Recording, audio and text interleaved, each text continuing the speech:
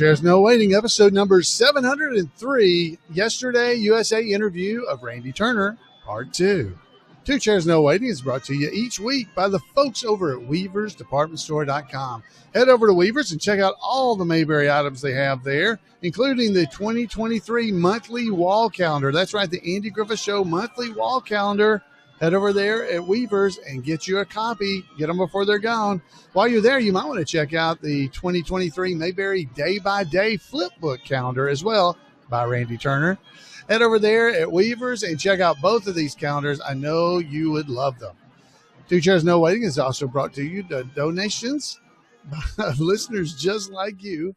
The executive producer of this episode number 703, are the Mayberry Meetup folks. So thank all of you who attended the Mayberry Meetup and participated in the silent auction and the drawings and raffles to help pay for the podcast. We appreciate that. If you'd like to help out with the podcast, you can head over to patreon.com/2chairs and you can join us there as well. If you forget that, just head over to twochairsnowaiting.com. All the information is right on the side. Hey everybody, I'm Alan Newsome, your host for Two Chairs No Waiting. Well, I'm normally the host.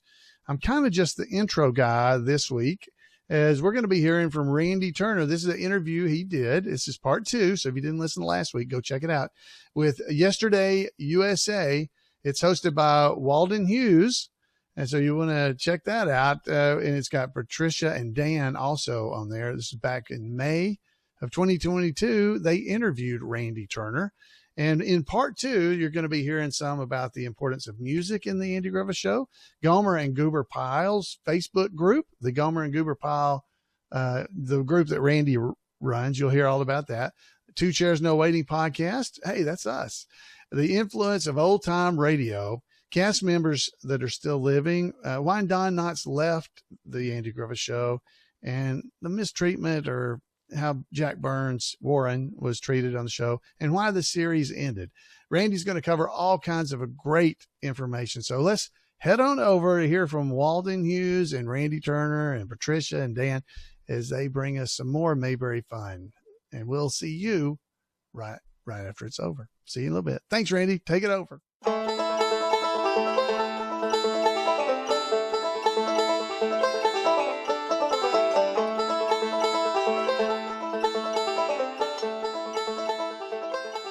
Became an essential part of the show. Well, you know, Andy loved music, and yeah, you're exactly right. When they weren't performing, a lot of times Andy had a guitar on set, and they would play in between, you know, while they're setting up the cameras. The makeup man on that show was named Lee Greenway, and he was a good banjo player. And he and Andy became very close. I mean, they were really dear friends, you know, even away from the set. But yeah, it was a constant, you know, I think that's one of the reasons people enjoyed working on the show so much. I know. Well, even in the third show, they brought in James Best, the Jim Lindsay, and you know, that was, you know, centered around music. It sure was. I'm sure you're aware this. That was not actually Jim Best playing the guitar. They you know, when they asked him if he could play, he said, "Well, I've got three guitars." Exactly. Jimmy, he was a great guy. He really was. He passed what a man. But yeah, you're right. Been 5 years now. Yeah. But you're right. Music was very central, and really Earl Hagen, the music, you know, the regular music that was on there, they just did a masterful job with it, and I think that helps make the show continue to be popular as well. I certainly love those episodes. Yeah, Jimmy was from my hometown. Oh, really? Yeah, he's such a nice man. Yeah.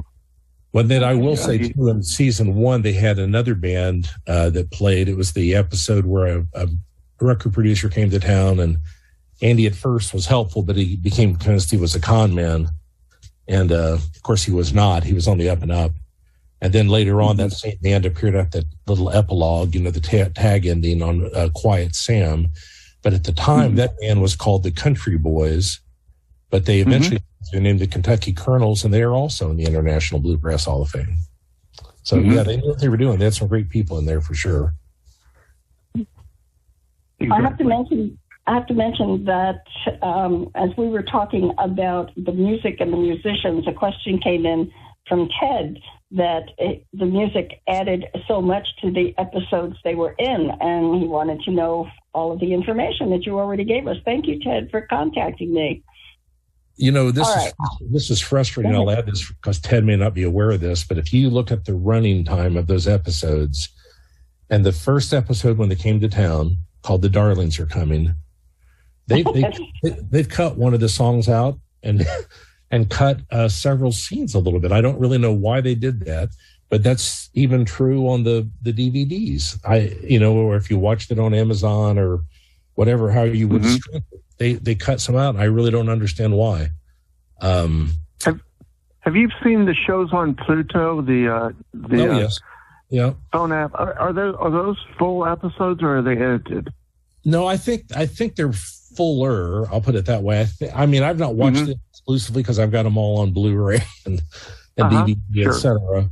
But did they always show the little tag ending on the Pluto when you watch it? There's always like a little scene at the very end that kind of the epilogue. Yes, usually the epilogue's been cut out. Since probably since the 80s. I mean, that's in syndication. Another way.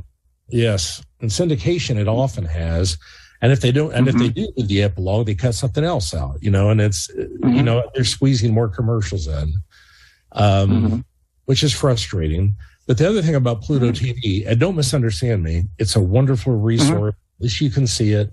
When you get used to streaming, it's harder to only watch what's there. You can't just go, a particular episode you want to watch. But I believe Pluto TV does this, but they show it the way it was syndicated. And when the show was syndicated originally, they actually would air the shows in syndication in the order they were filmed, not the order they were aired. And they'll often do them out of order. And I remember that very clearly, seeing like an episode where Gomer enlists in the Marines, and 2 weeks later, he's back. That's because they filmed the pilot, as the 10th episode, but they held it off and didn't air it until the 32nd. And so it was very, very confusing, really. But there aren't that many times, it's very rare for that show to have a reference to a previous episode. I mean, there is in the Color Year, they did a 3-season arc where the Taylors went to Hollywood. And, there is the guitar player does come back at the end of season 1, but that's pretty unusual. Usually the shows are pretty standalone. That's right. So did you first work on the Facebook page where you have the tribute to Gomer and Goober? And could you explain a little bit about that to people who are not on Facebook? Sure. I've been trying to encourage Patricia to go on Facebook, but this Gomer and Goober tribute might do it. You're not really missing that. You're not missing that much, Patricia, from Facebook. But tell her the name of the page. The name of the page alone will get her. Yeah, it's called the Gomer and Goober Pile Comic Book Literary Guild. So I love that. I love that. I announced at Mayberry Days, I'm not quite sure what inspired me to do it, but I announced out loud that in 2017, I was going to try to post something every day about the show, but not a random fact. That would not be that hard to do. It would have to be something tied to that day. So, if it was June the 5th, it was something that happened on June the 5th, throughout the entire year. And I did that for all of that year. So the next year I released, I guess 2019 might've been the first one I did. Of course, I wrote it in 18, and I released a desk calendar, which is like a flip calendar. And I still do those every year too. And I call it the Mayberry Day by Day calendar. And there's a fact, every day of the year, but they're not random facts. They actually are tied to that date. And, a friend of mine and I, from work set that, Facebook page up. And I would say for 7 or 8 years, we had about 80 people in it, maybe, just people we knew, and we didn't post in it that regularly. But by the end of that year, we had, close to 3,000 people. We've got getting close to 5,000 right now, but I will tell you, we're pretty picky about the group. I would wager we we deny more people than we let in all the time because we don't want any. We want it to be just the Andy Griffith Show, no politics, just the Andy Griffith Show. And so we try to be careful at who we let in, and if somebody kind of violates those rules, then they're out. It's not a democracy, unfortunately. So I always say, if you want to gripe about Helen or the Color episodes or whatever, there are other places on the internet to do that. But, please don't agree not to do it here. And so yeah, it's a really good group. I think we've got a good core bunch of fans on that group. How do people find that group? Well, if you go to Facebook, if you just type in Gomer and Goober, that's all you'll have to type in. It'll pop right up. So we have. I will warn you, we have a group and a page, and if you look at the page, it says very boldly at the top, this is a mirror site for more of a community atmosphere. Go to the group. So I try to post stuff on the page too, but really the group's where everybody goes. So. And after you started working on the calendar, then you started contributing to Alan Newsom's Two Chairs No Waiting podcast. Yeah, I don't recall the name of who did this. Though I remember I sent him a free book as thanks when it started. But some fan I sent a few of the. This was the beginning of 2017.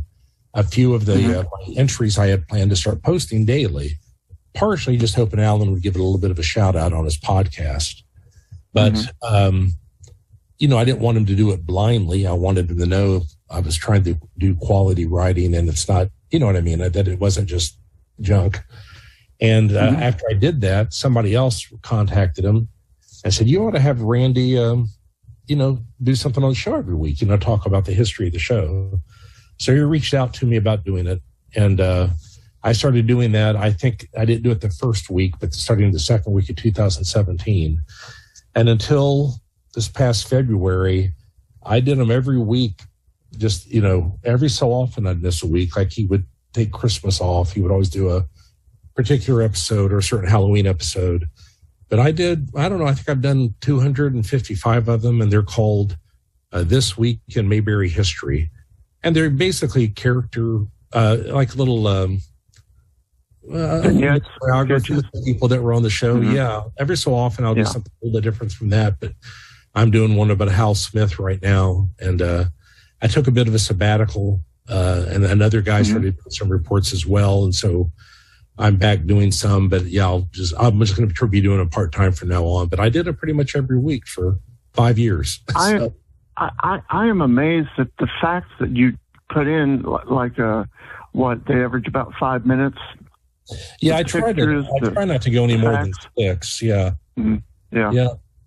But you really tie in if they had any connection to old time radio. I mean, you just nail it. I mean, no, I always try to. I'm a big fan of OTR, and I always tell people I like a lot of the shows, but I'm always like, if you like the Andy Griffith Show, for goodness sake, listen to Lum and Abner a little bit. Just try. Just try it. I mean, it's clearly influenced by that show a lot.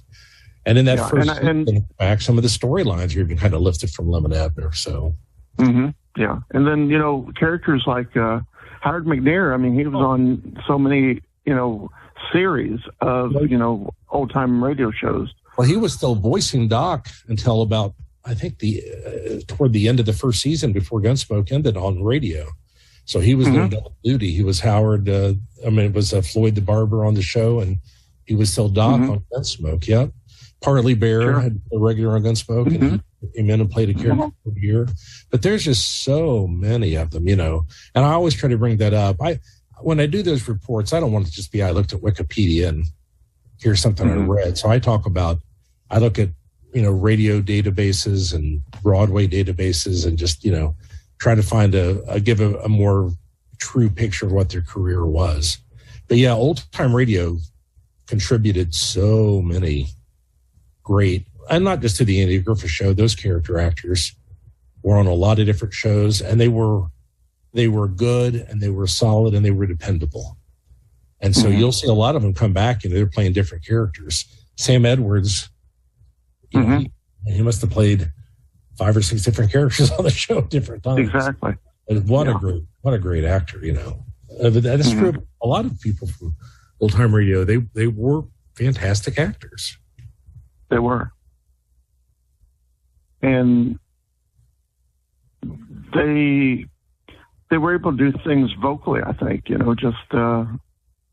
weren't reliant on, the visual medium. I mean, well, theater had so much practice. practice. Yeah. Exactly.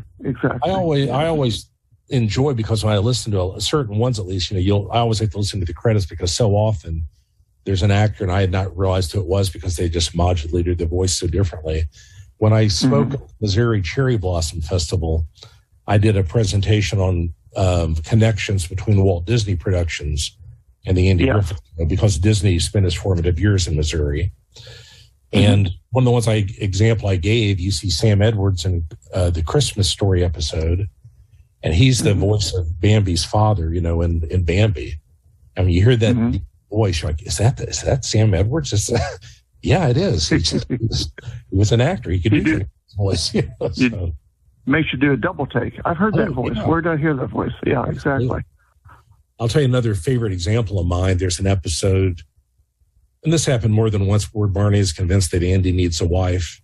So he invites a woman over so Andy can have somebody to choose from. And I believe she's the first girl that comes in, a very attractive blonde, and she sits down, and, at some point he's got this whole room full of women, and Andy's telling him, you got to get these women out of here. And then he says something to the effect of, I want to, tell you why we were here. And then this particular girl pipes us, well, why are we here?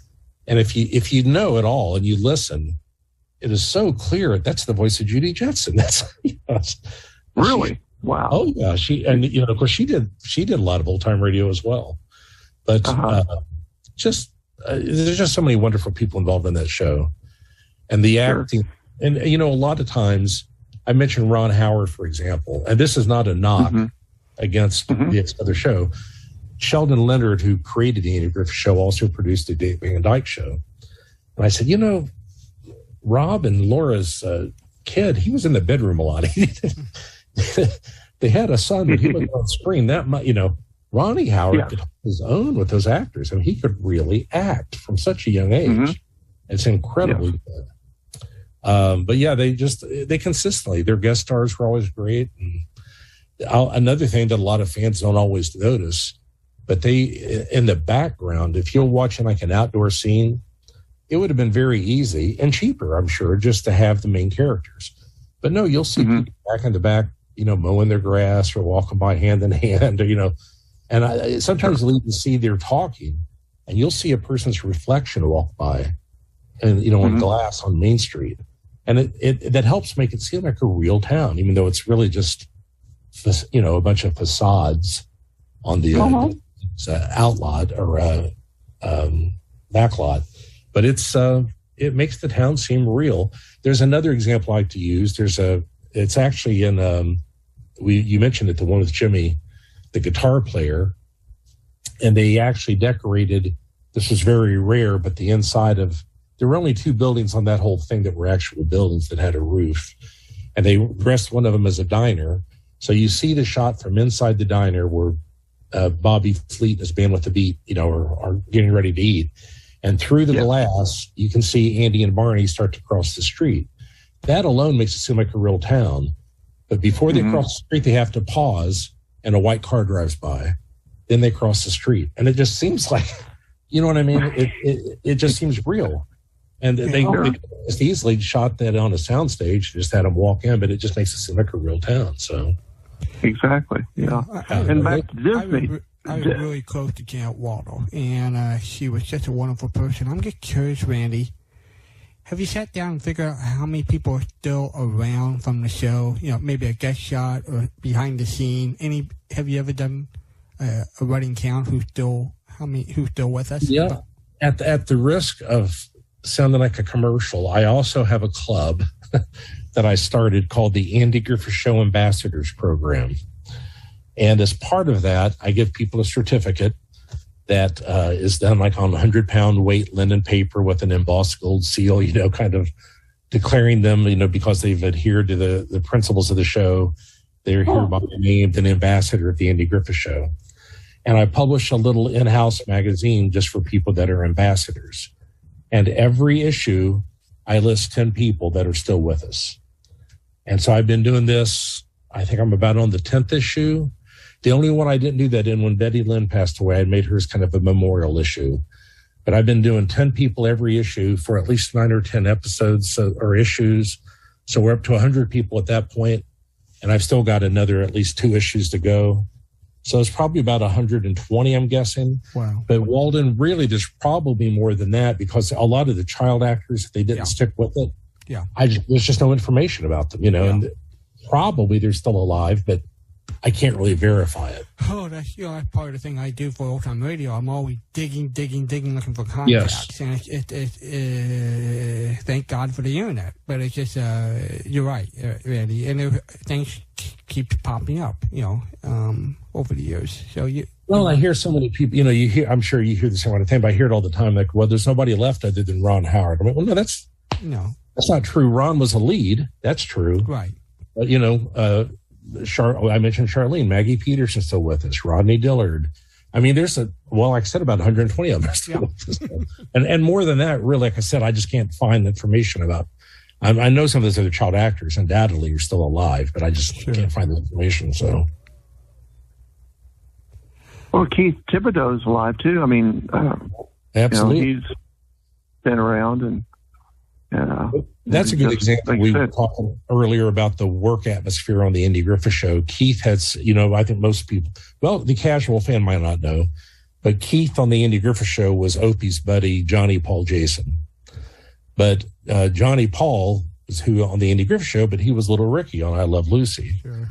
And he has talked about what a fun atmosphere the Andy Griffith Show was. I'm sure part of that was he had Ron Howard, who was around his age, to play with. And, but I think just some of the tensions at that point between Lucy and Desi, and he was witness to some of them. And he was actually good friends with the family and with their kids. And, he's spoken about that quite a bit, but he said, the Andy Griffith Show was just a different atmosphere, I know a good example to verify that. I was very close to Corey McMillan, who, of course, she was Harriet on the books. And the on the book TV cast was right on the same, Lucy, and a lot of Lucy people would just come over to the Automatic Book Cast just to get to hang out because they just didn't want to be around the tension that was over there. Right. So I'll mention too, when I mentioned about all those background people that you would see on the show, there's a man named Bruce Bilson. He was the assistant director the first 2 seasons and went on to direct a lot of things himself and won an Emmy as far as that goes for an episode of Get Smart. But he wrote a section of a book that I published that he wrote an essay for it. But he was very good about this. So what a lot of times when you would see people, and you would see them every week in the background, those were people that were on the Desilu payroll. So they would shoot the Andy Griffith Show on Monday, Tuesday, Wednesdays. And then on Thursday, Friday, they'd go over and be on I Love Lucy. And that way they got to work all 5 days that week and get a full paycheck. Nice. So he would use us a lot just in the background to keep them working, so. I'd like to hop in here. I just got an email wanting to know if the show is live tonight. And yes, the show is live on Thursday, May 12th. Well, they are recorded, So, yes, I am. I don't know about you. Let me check. Hey, I'm alive. You are alive. It is May 12th, 2022, Thursday night, and we are talking with Randy Turner, who is a resident expert on the Andy Griffith Show and Mayberry RFD. And I'm backed up with my questions here. I want to know what happened when Don Knotts left the show. Barney Fife was such a critical character in the success of that show.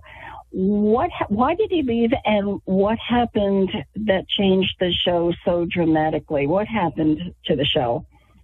Well, first of all, the reason he left is when they had originally, I told you earlier, he came out originally with no contract, but then signed 3, got extended to 5, and that's what Andy Griffith decided. The idea was they were going to do 5 years and be done with it, which is what they did on the Dick Van Dyke Show, 5 seasons.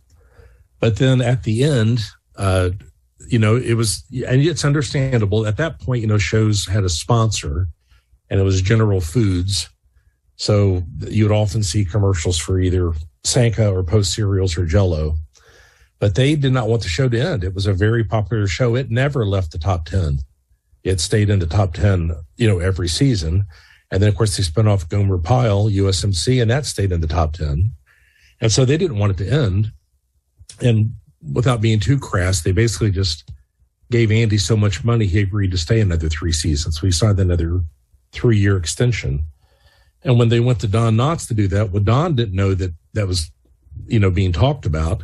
And he had already been exploring a possible film career. While on hiatus, he had filmed The Incredible Mr. Limpet for Warner Brothers. And that had a big, popular movie, both with children and adults alike. And so he had reached out and had been in negotiations with Universal to sign a 5-picture deal. You'll often see on the internet that they will say the reason he didn't come back was he couldn't. He had signed an agreement with Universal. That's not correct. He had not actually signed anything. He could have stayed, but he had made a commitment to them. And quite frankly, he wanted to try his hand at movies. The Incredible Mr. Limpet had been a success, and he wanted to try it. So that's what he did.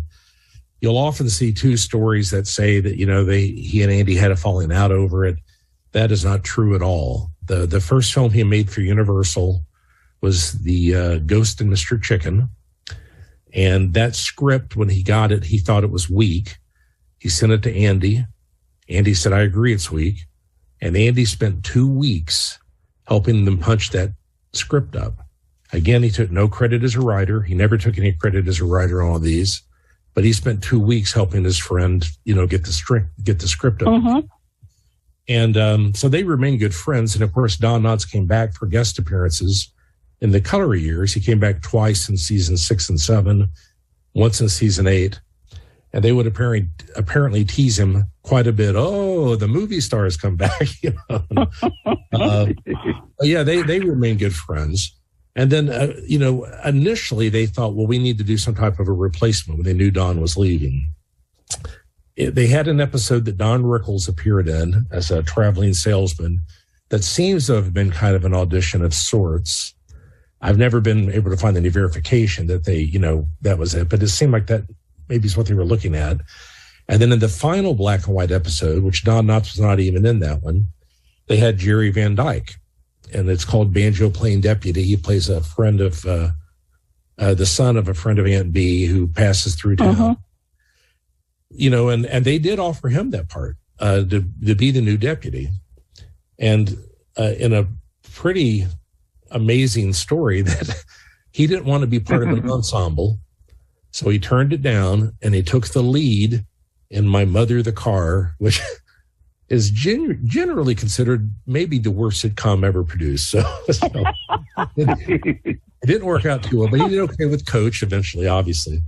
But so they brought in Jack Burns, a comedian who had started with George Carlin as a partner, and then eventually he had, with Avery Schreiber, had a comedy act.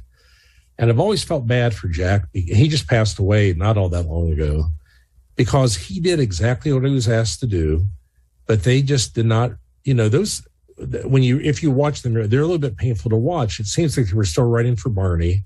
They literally had him say nip it. He was literally, overzealous about regulations. There's a lot of there. And that's not Jack Burns' fault. He was doing a fine job. They realized the importance of it. Sheldon Leonard, who created the show, also directed the pilot.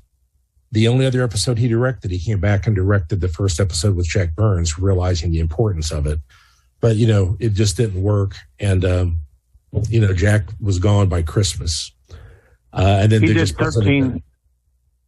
13 episodes, right? That's right. He was in there about half the season. Mm-hmm. And he went on, and he co-wrote the Muppet movie. He had a great career, but I've always felt bad for him. I think he got a bad rap he didn't deserve. But, people, and a lot of, there are a lot of people that say, I'm a fan of the Andy Griffith Show, but I'll only watch the black and white ones. And so my response is always, well, you're not really a fan of the Andy Griffith Show. You're a fan of the Andy Griffith Show, I will be the first to say the color episodes, no, they're not as strong as the Don Knotts years. There's, you can't argue that, but there's still a lot of good stuff in there. If people give them a chance, they really are quite a bit in it. And from the public's perception, the public, the Andy Griffith Show was in essence a form of respite. None of this appears in Mayberry, but in real life, Vietnam was raging. There was civil unrest, there were people rioting, there was racism, but not in Mayberry. It was kind of an oasis from that. Part of the reason I said it's evergreen, they didn't make any reference to that kind of thing. And I think that's part of the reason it's probably still so popular. It's just a nice little break to go visit a town where everybody seems to love one another. Yeah. But the public did not, people think, well, those episodes weren't as good. I said earlier, the show never left the top 10. That is true. But its final season, it was the number one show in the United States. So clearly the public wasn't bothered by it. They were still watching it in droves. Only 3 series went off the air, number one of the Nielsen's. And it was the Andy Griffith Show, I Love Lucy, and Seinfeld. And the show was still very popular. And when they rebooted it as Mayberry RFD, it stayed in the top 10 its first 2 seasons. But the 3rd season, it did drop. It was still respectable enough that it was going to be renewed. But Fred Silverman, people started calling not so much the Andy Griffith Show, but there was, Petticoat Junction and the Beverly Hillbillies and Green Acres, all the Paul Henning, universe. And there was Lassie. And so people, instead of the Columbia Broadcasting System, they said CBS stood for the Country Broadcasting System. And so Fred Silverman came in 1971 and in one fell swoop took them all off the air all at once. So it's usually the year they killed every show with a tree in it. That's what the guy that played Mr. Haney said. That's right. And they called that the rural purge.